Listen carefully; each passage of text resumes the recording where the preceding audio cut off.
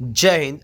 Only for study ચેનલમાં તમારા દરેક મિત્રોનું હાર્દિક સ્વાગત છે. તો આજે આપણે વિડીયોમાં જોવાના છીએ કે ગુજરાતની કોઈપણ સ્પર્ધાત્મક પરીક્ષા માટે ખૂબ જ ઉપયોગી એવો ટોપિક છે કે ભારત રત્ન પુરસ્કાર મેળવનારી હસ્તીઓની યાદી.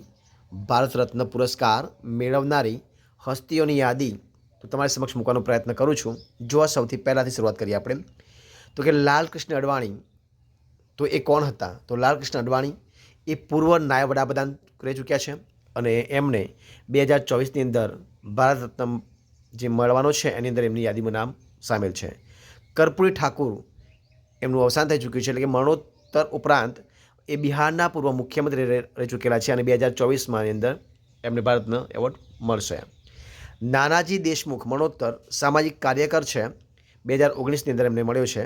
ભૂપેન્દ્ર કુમાર હજારિકા મરણોત્તર ઉપરાંત ગાયક અને સંગીતકાર છે, 2019ની અંદર એમને પણ મળ્યો હતો. પ્રણવ મુખર્જી જે પૂર્વ આપણા રાષ્ટ્રપતિ રહી ચૂક્યા છે, 2019ની એમની અંદર ભારતરત્ન મળેલો છે. અટલ બિહારી વાજપેયી પૂર્વ વડાપ્રધાન હતા અને એમણે 2015ની અંદર એવોર્ડ મળી ચૂક્યો છે. મદન મોહન માલવિયા મરણોપરાંત સમાજ સુધારક છે અને 2015ની અંદર એમને પણ એવોર્ડ મળી ચૂક્યો છે.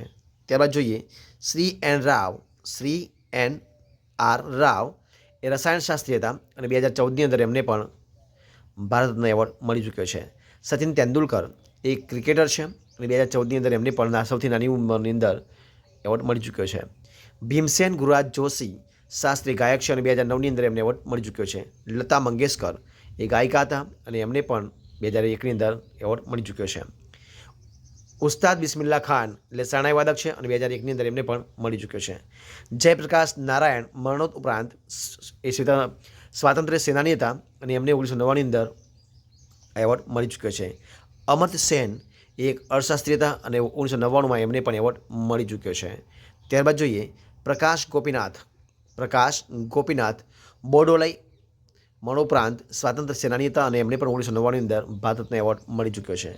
રવિશંકર એ સિતારવાદક હતા અને 1999માં એમનું પણ નામ નોમિનેટ થયેલું હતું.